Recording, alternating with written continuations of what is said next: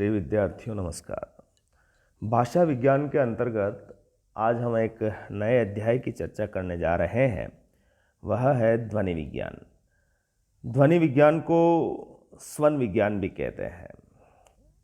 इसका मतलब अंग्रेजी में फोनेटिक्स या फोनोलॉजी से है, जिसमें यह माना जाता है कि जो शब्द है, ध्वनि है, वह हमारे स्वर यंत्रों से किस प्रकार से निकलती है और उसको किस तरह से भाषा के निर्माण में यह सहायता करती है। तो जो अंग्रेजी में फोनेटिक्स होता है, उसमें ध्वनि क्या है, उसकी भाषा, ध्वनि से कंपन कैसा होता है, ध्वनियों का वर्गीकरण कैसा हुआ है, उसका स्वरूप क्या है, उसकी लहरें कैसी है, वह मुख से कान तक कैसे जाती है, उसके अंदर क्या विकार आता है, इन सभी बातों का अध्ययन हम फोनोलॉजी में करते हैं, फोनेटिक्स में। तो उसी तरह से हिंदी में उसका नामकरण है ध्वनि विज्ञान। संस्कृत में ध्वनि विज्ञान का जो पुराना नाम था वो शिक्षा शास्त्र था, वह भी लगभग उसी रूप में ही चलता था। तो ध्वनि क्या है? वस्तुतः ध्वनि जो हमारे मुख विवर से या हमारे कंठ विवर से या हमारे स्वर यंत्रों से एक आवाज़ निकलती है और उसके आधार पर श्रवण करने वाला, सुनने वाला उस बात को समझता है, तो वही ध्वनि है। तो एक तरह से जो अलिखित रूप होता है वह ध्वनि होता है, और जैसे वह लिखित रूप में आता है तो वह लिपि बन जाती है, तो ध्वनि। तो अब यदि हम ध्वनि विज्ञान का अध्ययन करें भाषा विज्ञान की दृष्टि से, तो किन बातों का हमें अध्ययन करना होगा? तो उसके 3 आधार निर्धारित किए गए हैं। एक तो उच्चारण, यानी आप उच्चारण क्या कर रहे हैं। दूसरा प्रसरण, यानी जो बोला गया है, जो मुख से निकला है, वह ध्वनि के जो आवाज़ आ रही है उसका प्रसार कैसा हो रहा है। और तीसरा होता है श्रवण, यानी सुनने वाला कौन है या सुन कैसे रहा है। तो इसके अंदर हम उन बातों को बात करते हैं। तो उसी आधार पर क्या हो जाएगा, फिर उच्चारण का ध्वनि विज्ञान हो जाएगा, फिर दूसरा प्रसरण का ध्वनि विज्ञान हो जाएगा, और तीसरा श्रवण का ध्वनि विज्ञान हो जाएगा। तो 3 ध्वनि विज्ञान के आधार जो तय होते हैं वो उच्चारण के आधार पर होंगे, प्रसरण के आधार पर होंगे और श्रवण के आधार पर होंगे। तो परीक्षा पर आपका जब प्रश्न बनता है तो वह बनेगा कि ध्वनि विज्ञान के जो आधार क्या हैं उनका विवेचन कीजिए। तो उच्चारण से संबंधित जो ध्वनि विज्ञान है उसको हम आज सबसे पहले पढ़ने जा रहे हैं। ये आपका मुख है, और उच्चारणिक जो ध्वनि विज्ञान है उसे हम वोकल एपरेटस भी कहते हैं। तो ये जितने पार्ट्स आप देख रहे हैं इस चित्र में, उसमें उससे ध्वनि निकलती है। जैसे आपका कंठ है, आपका तालु है, इसी तरह से आपका मूर्धा है, दांत है, होष्ठ है। तो ये सारी की सारी चीज़ें जो हैं ये उच्चारण अवयव हैं, वोकल ऑर्गेन्स हैं, यानी जो इनसे स्वर यंत्र, यानी आपके मुख से जो निकलती हुई वायु है वो इनसे जब टकराती है तो वो एक तरह से ध्वनि उत्पन्न करती है। तो ऐसे कौन कौन से उसके ऐसे मार्ग हैं उनको हम थोड़ा सा देखते हैं। तो थोड़ा सा आगे देखें हम, तीसरा चीज़ देखो आप, ये स्वर यंत्र कौन कौन से हैं। सबसे पहला आता है उपली जीव, जिसे गालबिल भी कहते हैं या कंठ मार्ग भी कहते हैं, जिसे हम एक कौए का नाम भी देते हैं अपनी आंचलिक भाषा में, जो कंठ से जस्ट पीछे होता है, उसके जस्ट पीछे होता है, और उसे अलिजीवा कहा जाता है। उसमें से जैसे ह ऐसी ध्वनि निकलती है। जब आपका टॉन्सिल हो जाते हैं तो वो बिल्कुल चिपक जाता है।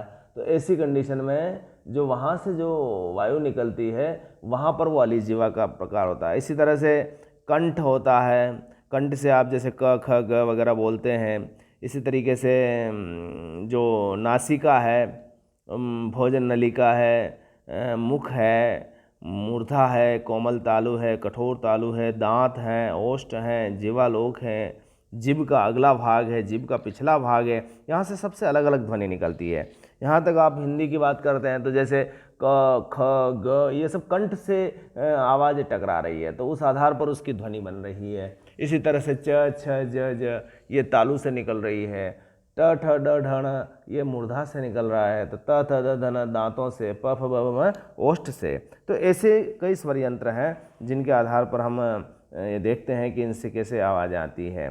तो इनमें कुछ तो चल अवयव भी हैं और कुछ अचल अवयव भी हैं। तो चल अवयव कौन से हुए कि जब हम ध्वनियों का उच्चारण करते हैं तो नीचे का ओष्ठ और जीभ और उसके भाग, स्वर तंत्रियाँ इसमें आती है, और जीभ नीचे नीचे के भाग होते हैं। तो अचल अवयव में जैसे दांत हैं, ओष्ठ हैं, ये फिक्स रहते हैं, मतलब हिलते नहीं हैं। लेकिन जैसे जीभ है तो वो अचल चल अवयव में है, यानी वो इधर उधर मुड़ती है। जैसे कंठ से बोलते वक्त जीभ कंठ तक चली जाएगी, तालू पे चली जाएगी, मूर्धा पे चली जाएगी, इस तरह से होती है। लेकिन दांत हुए, ओष्ठ हुए, ये जो वर्ग हैं ये अचल हैं, ये वहीं स्थिर रहते हैं और हवा इनके पास से निकलती है तब उच्चारण होता है। तो इसी तरह से श्वास नलिका, भोजन नलिका, अभिकाकल, ये जो होते हैं नाक के रास्ते से जब हवा आती है फेफड़ों में पहुंचती है तो वहाँ पर उसका ध्वनि तय होती है। तो ये हमारी है। अब ये जो स्वर यंत्र होते हैं करते क्या है, तो स्वर यंत्र में जो श्वास नलिका के जो ऊपर के जो भाग होते हैं उसका जो ये काकल होता है वो बड़ा महत्वपूर्ण होता है और इसे ध्वनि यंत्र या स्वर यंत्र भी कहते हैं। तो जो जो बाहर एक टेंटुआ के रूप में दिखाई देता है, जिसे एडम एप्पल भी कहते हैं, दुबले पुरुषों में एकदम गले में बाहर दिखता है, ये यही है। यहाँ पर श्वास नलिका कुछ मोटी हो जाती है और स्वर यंत्र में एक पतली झिल्ली के बने दो लचीले पर्दे और कपाट होते हैं जिसे हम स्वर तंत्री कहते हैं या इसे हम वोकल कॉर्ड भी कहते हैं। इसका नाम वैसे वोकल कॉर्ड नहीं कहना चाहिए, ये होठ जैसा है और इसे स्वर ओष्ठ कहना ज़्यादा ठीक रहेगा, लेकिन जो प्रचलन में नाम वोकल कॉर्ड है, ये क्या है, इन पर्दों और स्वर तंत्रियों पर खुले भाग हो जाते हैं और उनमें से ध्वनियाँ निकलती है। तो स्वर यंत्रियों क्या होता है कि कभी तो वो जो पर्दा होता है वो उसके पास आता है, कभी उससे दूर हटता है, तो ऐसे करने से वहाँ पर ध्वनियाँ बनती है। स्वर तंत्रियों में एक दूसरे से सबसे जो दूर है श्वास लेने की जो स्थिति होती है उसमें भी ये आगे पीछे होते हैं। दूसरी स्थिति में जब हम श्वास लेते हैं तब भी ये सिकुड़ती है, कभी त्रिभुजाकार हो जाती है, और तीसरी स्थिति में कि ये हवा रगड़ खा करके जब निकलती है तो ये एक दूसरे के निकट आ जाती है। तो ऐसी स्थिति में ये जो स्वर तंत्रियाँ काम करती है। एक मुख और नासिका और कौवा, ये जो मुख होता है यह भी आपका बहुत बड़ा स्वर तंत्र है। इसमें क्या है, मुख में आपकी भोजन नली भी होती है, श्वास नली भी होती है, नासिका की ओर एक जाने वाला भाग भी होता है, तो उसके अंदर से स्वर वगैरह निकलते रहते हैं। एक होता है आपका नासिका, नाक से जितने भी पंचम वर्ण हैं जैसे अंग, अण, न वगैरह ये उससे निकलते हैं। इस तरह से तालु हुआ, तालु में आपका जो आपके मुख का जो ऊपर का जबड़ा होता है उसके नीचे का एक कोमल भाग होता है, वह तालु होता है। तो आपने देखा होगा कि जब जीभ टकराती है तो च, छ, ज ये जहाँ जहाँ टकरा रही है वहाँ पर आपका तालु वाला भाग है। एक जीवा वाला भाग है, तो जीवा क्या, जितने भी क से लगा करके म तक जो हम वर्ण बोलते हैं वो जीवा ही उसमें काम करती है। कभी तो कंठ की तरफ जाती है, कभी मूर्धा की तरफ जाती है, कभी ओष्ठ की तरफ जाती है, कभी दांत की तरफ जाती है, कभी, तो यानी ये एक स्वर को उत्पन्न करती है। इसी तरह से दांत है, तो दांतों पर जब जीभ स्पर्श करती है तो एक अलग तरह का ध्वनि निकलती है, जैसे त, थ, द, जीभ यहाँ पर टकरा रही है। यदि दांत नहीं है तो आपको बोलने में बड़ी मुसीबत हो जाएगी, वहाँ पर तकलीफ होगी। तो त, थ, द, ध इस तरह के होते हैं। नासिका को आपको पता ही है, न और म ऐसे वर्ण हैं, या अनुस्वार वाले वर्ण जब हम बोलते हैं, अनुनासिक वर्ण बोलते हैं, तो उसमें नाक की हमें बहुत आवश्यकता होती है। ओष्ठ में भी प, फ, ब, भ, म ये वर्ण जब होते हैं वो ओष्ठ होते हैं। कुछ जीवा के अगले भाग, पिछले भाग, ये सारे के सारे ध्वनि उत्पन्न करते हैं। हम ध्वनि उत्पन्न कैसे करते हैं, आपने देखा होगा कि हारमोनियम होता है, ये वाद्य यंत्र की भांति ये भी वायु की सहायता से बोले जाते हैं। यानी जैसे हारमोनियम बजता है हवा से, उसमें स्वर निकलता है, ठीक वैसे ही ये भी हवा की सहायता से बोलते हैं। वायु दो प्रकार की है, एक तो वह जो नाक और मुंह के मार्ग से भीतर खींचते हैं, या बाहर की हवा साफ हवा होती है और इस शुद्ध हवा से हम क्या करते हैं, लेकिन शुद्ध हवा शरीर के अंदर जाती है, लेकिन इससे हम ध्वनि उच्चारित नहीं कर पाते हैं। बल्कि जो हवा कौन सी है, जो हमारे शरीर के अंदर से बाहर निकलती है, तो जिसे हम गंदा रूप भी कह सकते हैं, फेफड़ों से निकल के आ रही है, लेकिन वास्तव में यही हमारी सहायता करती है। पहली हवा तो जिसे हम बाहर से अंदर लेते हैं वो तो श्वास है, दूसरी हवा है प्रश्वास है, जो फेफड़े की सफाई करने के बाद श्वास नलिका के पथ से बाहर चलती है। वस्तु तो देखा जाए तो यहीं से हमारी आवाज़ निकलती है। स्वर यंत्र के पूर्व इसमें किसी प्रकार का कोई विकार नहीं होता, लेकिन जब हम स्वर तंत्रियों की सहायता से इसे मनमाना रूप देते हैं तब यह हमारे नाक, मुख और से दोनों से निकलती है। यानी कहने का आशय, जब आपने श्वास ले ली, श्वास लेने के बाद वो फेफड़ों में सफाई करने बाहर की ओर आने होती है, उस समय हम उसे मनचाहा रूप देते हैं कि कभी तो हम हवा को कंठ की तरफ रोक लिया, कभी नाक की तरफ रोक लिया, कभी तालू की तरफ ले गए, तो जिधर जिधर आप ले जाओगे वहाँ से वैसी वैसी आवाज़ें निकलेगी।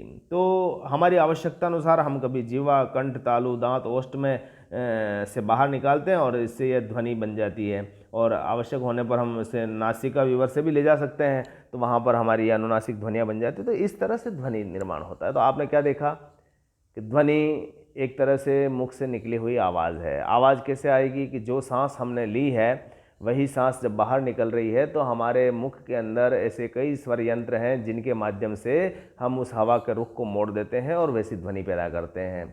तो ये ध्वनि विज्ञान के अंतर्गत सबसे पहले ध्वनि का उच्चारण महत्वपूर्ण होता है।